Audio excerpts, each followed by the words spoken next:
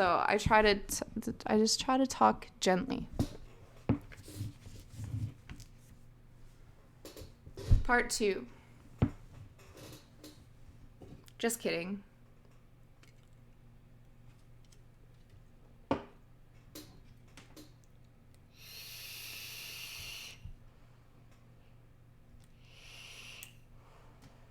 Gotta take my Soma. Actually, speaking of, I see a lot of speculation in the chat about what Soma is. People are like, oh, Soma's... Actually, I forget what somebody said. Oh, somebody said Soma's like Adderall. Not at all. Soma, it's like, imagine like nicotine with alcohol, with MDMA, with weed, and then I think you'd be getting close.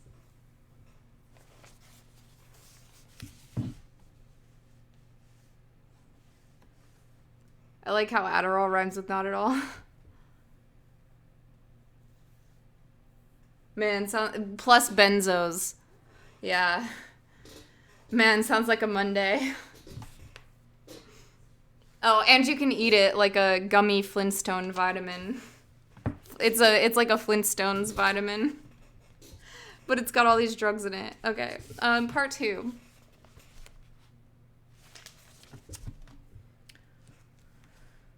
Alternate Thursdays were Bernard's solitary service days. After an early dinner at the Aphroditeum, to which Helmholtz had recently been elected under Rule 2,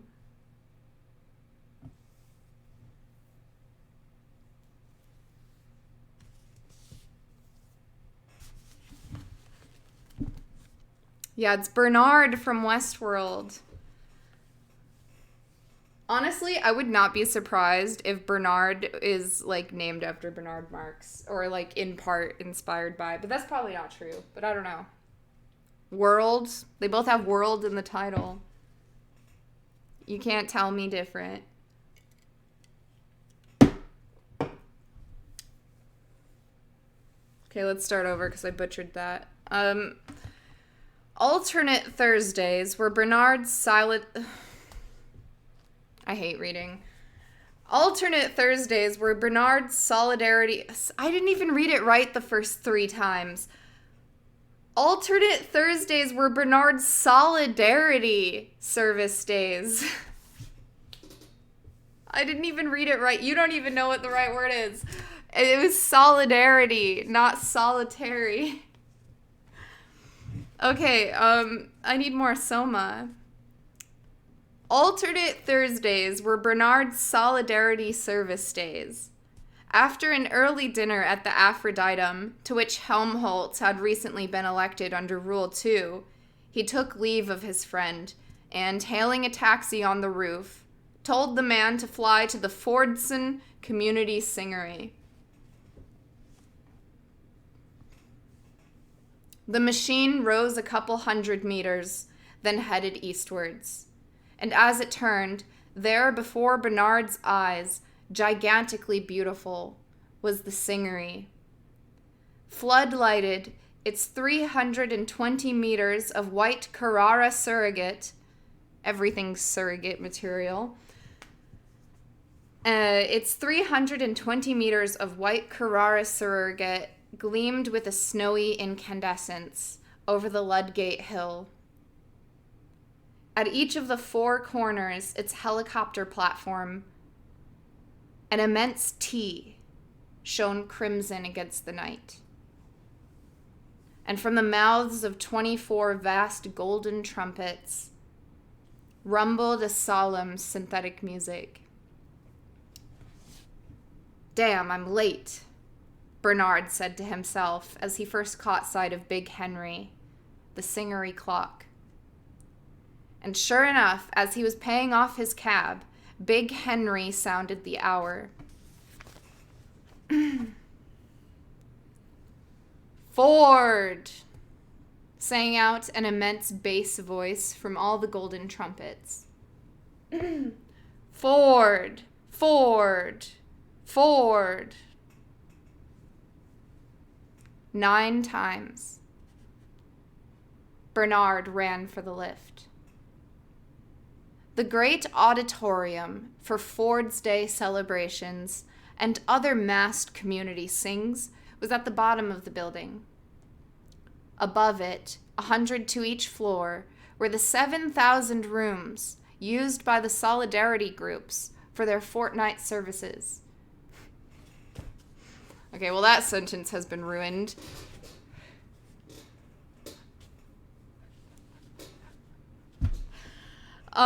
For their twice weekly, for their bi-weekly,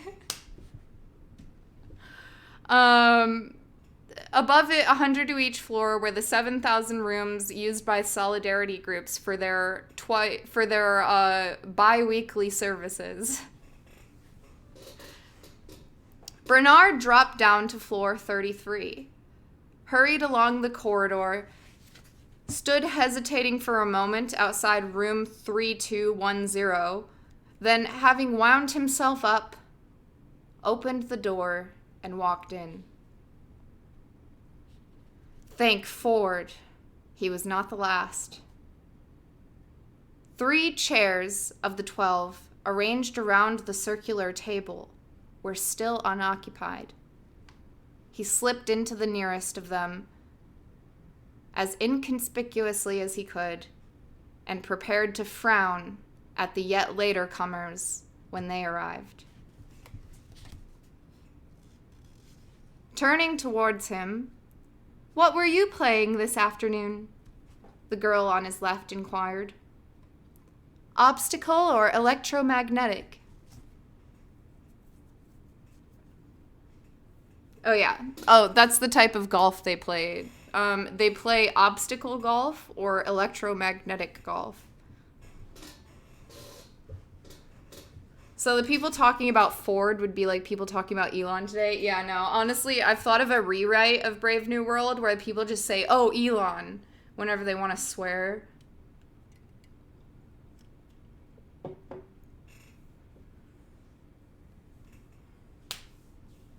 The future is weirdly golf-centric.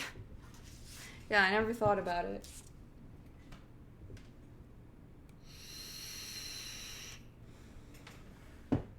Oh, Ford.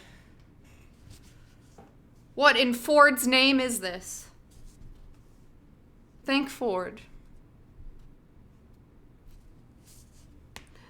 What were you playing this afternoon? Obstacle or electromagnetic? Bernard looked at her. Ford. It was Morgana Rothschild. Morgana? How should I pronounce Morgana? Morgana. It was Morgana Rothschild. And Bernard looked at her and blushingly had to admit that he had been playing neither.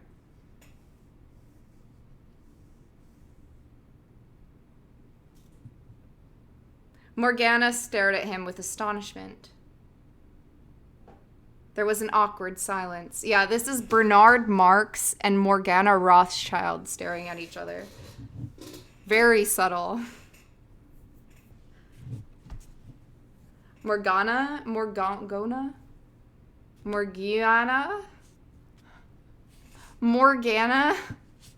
I hate you all. Chat had like 5 suggestions and none of them have helped. Just say it differently each time. Oh, so like I was going to? All right, let's proceed.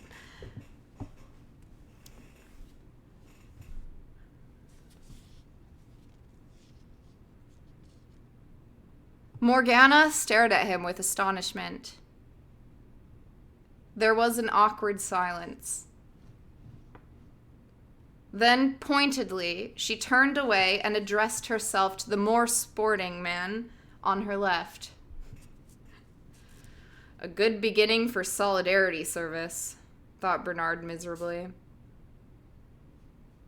and foresaw himself yet another failure to achieve atonement. If only he had given himself time to look around instead of scuttling for the nearest chair.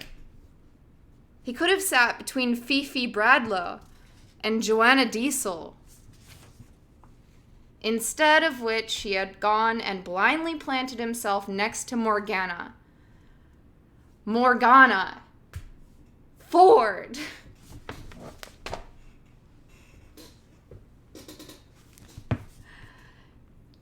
Those black eyebrows of hers. That eyebrow, rather. For they had met above the nose. For they met above the nose. Ford. And on his right was Clara Dietering. True, Clara's eyebrows didn't meet. But she really was too pneumatic. Whereas Fifi and Joanna were absolutely right. Plump, blonde, not too large. And it was that great lout, Tom Kawaguchi,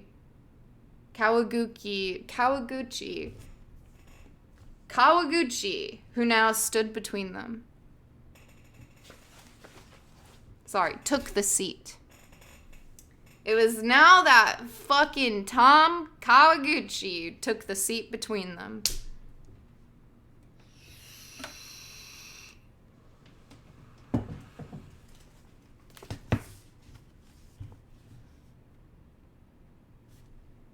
There's so many Island references. This is a reference that I never figured out about Island. I read Island, and I haven't even read it yet. Okay, hold on. And it was that great lout, Tom Kawaguchi, who took the seat between them.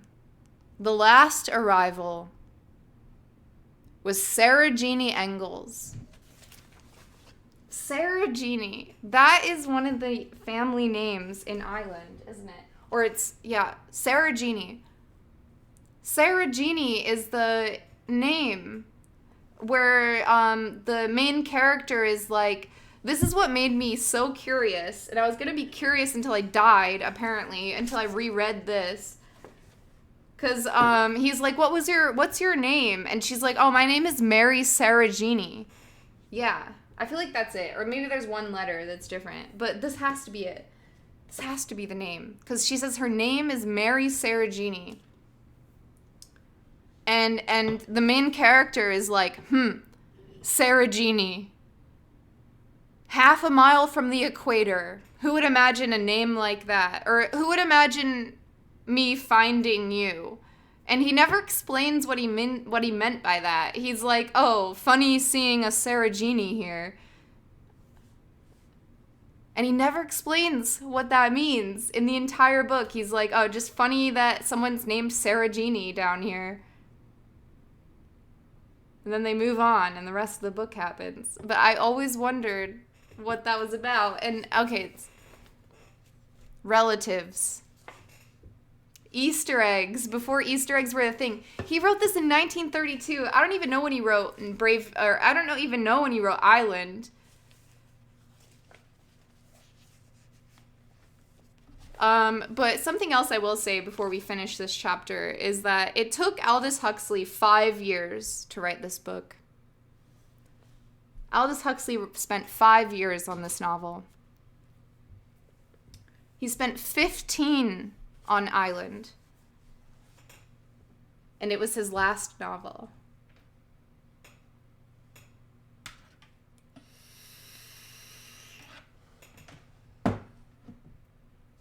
He was also George Orwell's high school French teacher.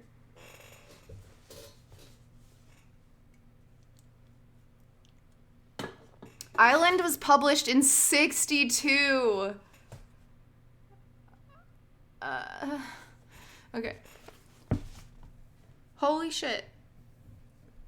It took him 15 years. He was working on Island for 15 years. And he wrote this in 5. And you know what that means? He was a huge procrastinator. Mary Sarah Jeannie MacPhail. Will was surprised by MacPhail. Oh, dang it. Okay, Well, Sarah Jeannie is a name. And with that, I conclude this segment. The last arrival was Sarah Jeannie Engels. I think I ship Bernard and Sarah Jeannie. "You're late," said the president of the group severely. "Don't let it happen again." Sarah Jeannie apologized and slid into her place between Jim Bakunovsky and Herbert Bakunin. Or Bakunin. Bakunin. I don't fucking know. This is the worst thing I've ever read. Sarah Jeannie apologized and slid into her place between Jim Bakunovsky and Herbert Bakunin. The group was now complete. The solidarity circle perfect and without flaw. Man, woman, man. In a ring of endless alternation around the table. 12 of them ready to be made one, waiting to come together, to be fused, to lose their 12 separate identities in a larger being. The president stood up, made the sign of the T, and switching on the synthetic music, let loose the soft, infatigable beating of drums and a choir of instruments. Near wind and superstring that plangently repeated and repeated the brief, unescapably haunting melody of that first solidarity hymn. Again, again. And it was not the ear that heard the pulsing rhythm. It was the midriff. The wail and the clang of those recurring harmonies haunted, not the mind, but the yearning bowels of compassion. The president made another T sign and sat down. The service had begun. The dedicated Soma tablets were placed in the center of the table. The loving cup of strawberry ice cream Soma was passed from hand to hand, and with the formula, "I drink to my annihilation,"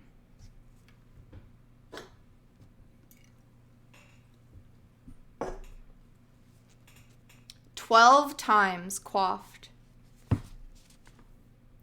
Then, to the accompaniment of the synthetic orchestra, the first solidarity hymn was sung. Forward we are 12, oh, make us one. Like drops within the social river, oh, make us now together run. As swiftly as thy shining flivver. 12 yearning stanzas, and then the loving cup was passed a second time. Fuck, I drank it all on the first one. I drink to the greater being.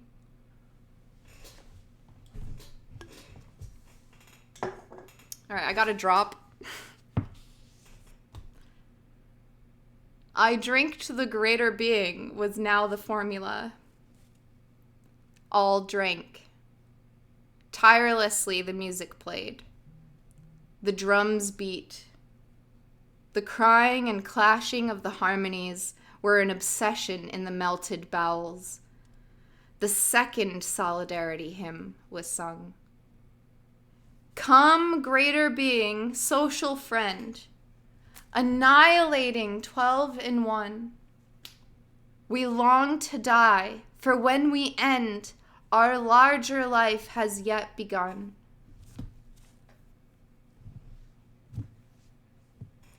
Again, 12 stanzas.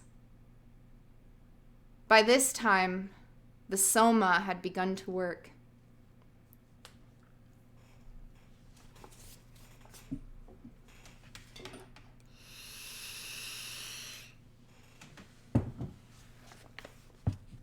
By this time, the soma had begun to work. Eyes shone, cheeks were flushed. The inner light of universal benevolence broke out on every face in happy, friendly smiles. Even Bernard himself felt a little melted. When Morgana Rothschild turned and beamed at him, he did his best to beam back. But the eyebrow, that black 2-in-1, alas, it was still there. He couldn't quite ignore it. Couldn't, however he tried. The melting hadn't gone far enough. Perhaps if he had been sitting between Fifi and Joanna. For the third time, the loving cup went round. I'm out of cup. Okay, fucking hell, man. I drinked the imminence of his coming. I got a drop. I got a little drop there. I drink to the imminence of his coming, said Morgana Rothschild, whose turn it happened to be to initiate the circular rite. Her tone was loud, exultant. She drank and passed the cup to Bernard. I drink to the imminence of his coming, he repeated, with a sincere attempt to feel that the coming was imminent. But the brow continued to haunt him. And the coming, so far as he was concerned, was horribly remote. He drank and handed the cup to Clara Dietering. It'll be a failure again, he said to himself. I know it will. But he went on, doing his best to beam. The loving cup made its circuit. Lifting his hand, the president gave a signal. The chorus broke out into the third solidarity hymn. Feel how the greater being comes. Rejoice and in rejoicings die. Melt in the music of the drums, for I am you and you are I. As verse succeeded verse, the voices thrilled with an ever intenser excitement.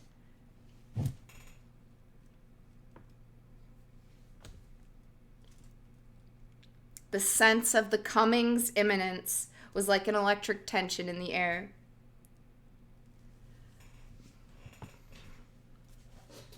The president switched off the music, and with the final note of the final stanza, there was absolute silence. The silence of stretched expectancy, quivering and creeping with a galvanic life. The president reached out his hand, and suddenly a voice, a deep, strong voice, more musical than merely human voice, richer, warmer, more vibrant with love and yearning and compassion, a wonderful, mysterious, supernatural voice spoke from above their heads. Very slowly. Oh, Ford, Ford, Ford, it said diminishingly and on a descending scale. Oh, Ford, Ford, Ford. A sensation of warmth radiated thrillingly out from the solar plexus to every extremity of the bodies of those who listened. Tears came to their eyes, their hearts, Their bowels seemed to move within them, as though with an independent life. Forward, they were melting. Forward, dissolved. Then in another tone, suddenly, startlingly, listen, trumpeted the voice. Listen. They listened. After a pause, sunk to a whisper, but a whisper somehow more penetrating than the loudest cry, the feet of the greater being. It went on and repeated the words, the feet of the greater being. The whisper almost expired. The feet of the greater being are on the stairs. And once more, there was silence. And the expectancy, momentarily relaxed, was stretched again, tauter, almost to the tearing point. The feet of the greater being. Oh, they heard them. They heard them coming softly down the stairs, coming nearer and nearer down the invisible stairs. The feet of the greater being. And suddenly the tearing point was reached. Her eyes staring, her lips parted, Morgana Rothschild sprang to her feet. I hear him, she cried. I hear him. He's coming, shouted Sarah Jeannie Engels. Yes, he's coming, I hear him. Fifi Bradlaugh and Tom Kawaguchi rose simultaneously to their feet. Oh, Joanna inarticulately testified. He's coming, yelled Jim Bachnovsky. The president leaned forward and with a touch released a delirium of cymbals and blown brass, of fever, of tom-tomming. Oh, he's coming, screamed Clara Dietering. Aye! And it was as though she were having her throat cut.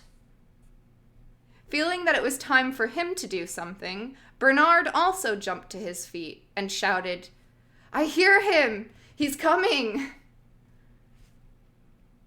But it wasn't true. He heard nothing, and for him, nobody was coming. Nobody, in spite of the music, in spite of the mounting excitement. But he waved his arms and he shouted with the best of them. And when the others began to jig and stamp and shuffle, he also jigged and shuffled. Round they went in a circular procession of dancers, each with hands on the hips of the dancer preceding, round and round, shouting in unison, stamping to the rhythm of the music with their feet, 12 pairs of hands beating as one, 12 buttocks slabbily resounding, 12 as one, 12 as one. I hear him coming. The music quickened. Faster beat the feet. Faster fell the rhythmic hands. And all at once, the great synthetic bass boomed out the words with which announced the approaching atonement and final consummation of the holiday, or of the solidarity. Dude, this is ruining the word solidarity for me. Oh my God. The music quickened, faster beat the feet, faster fell the rhythmic hands, and all at once a great synthetic bass boomed out the words which announced the approaching atonement and final consummation of solidarity, the coming of the 12 in one, the incarnation of the greater being. Orgy porgy, it sang. while the tom-toms continued to beat their feverish tattoo. Orgy porgy, Ford and fun, kiss the girls and make them one. Boys at one with girls at peace. Orgy porgy gives release. Orgy porgy, the dancers caught up the liturgical refrain. Orgy porgy, Ford and fun, kiss the girls. And as they sang, the lights began to slowly fade. To fade and at the same time to grow warmer, richer, redder, until at last they were dancing in the crimson twilight of an embryo store. Orgy porgy. In their blood-colored and fetal darkness, the dancers continued for a while to circulate, to beat and beat out the infatigable rhythm. Orgy porgy. Then the circle wavered, broke, fell into partial disintegration on the ring of couches which surrounded, circle enclosing circle, the table and its planetary chairs. Orgy porgy. Tenderly the deep voice crooned and cooed. In the red twilight, it was as though some enormous Negro dove were hovering benevolently over the now prone and supine dancers.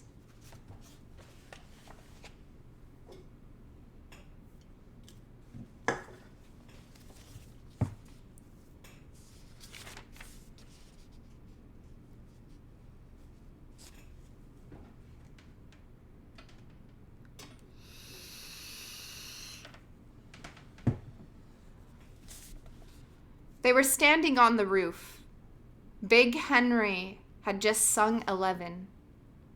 The night was calm and warm. "Wasn't it wonderful?" said Fifi Bradlaugh. "Wasn't it simply wonderful?" She looked at Bernard with an expression of rapture. But of rapture in which there was no trace of agitation or excitement. For to be excited is to still be unsatisfied.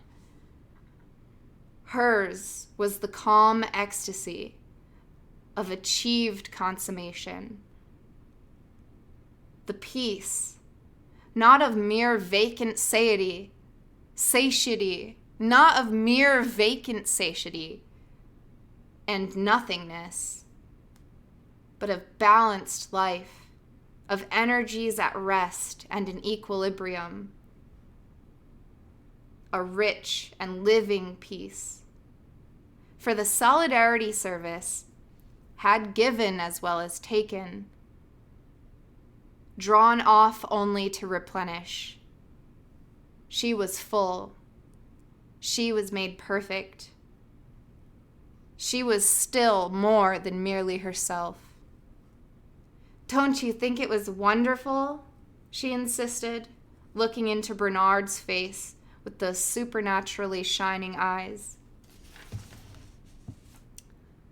"Yes, I thought it was wonderful." He lied and looked away. The sight of her transfigured face was at once an accusation and an ironical reminder of his own separateness. He was as miserably isolated now as he had been when the service began. More isolated by reason of his unplenished emptiness, of his unreplenished emptiness, his dead satiety, separate and unatoned, while the others were being fused into the greater being. Alone, even in Morgana's embrace. Alone, even in Morgana's embrace. Much more alone, indeed. More hopelessly himself than he had ever been in his life before. He had emerged from that crimson twilight into the common electric glare. with a self-consciousness intensified to the pitch of agony. He was utterly miserable. And perhaps her shining eyes accused him. Perhaps it was his own fault.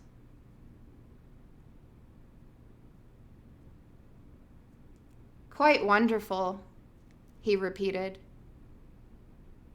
But the only thing he could think of was Morgana's eyebrow. The end. Chapter 5. Thank you. Eyebrows.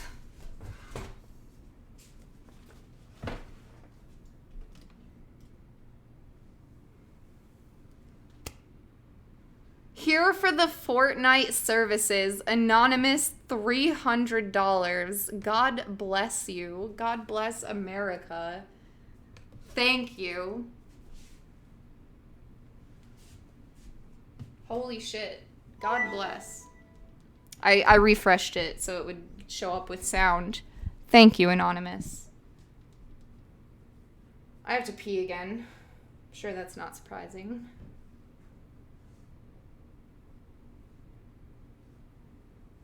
Thank you, chat. Thank you, viewers. Thank you, listeners. Praxematic, thank you for $10. Praise Ford. Sushi is on Anonymous tonight. Thank you, everybody. And God bless.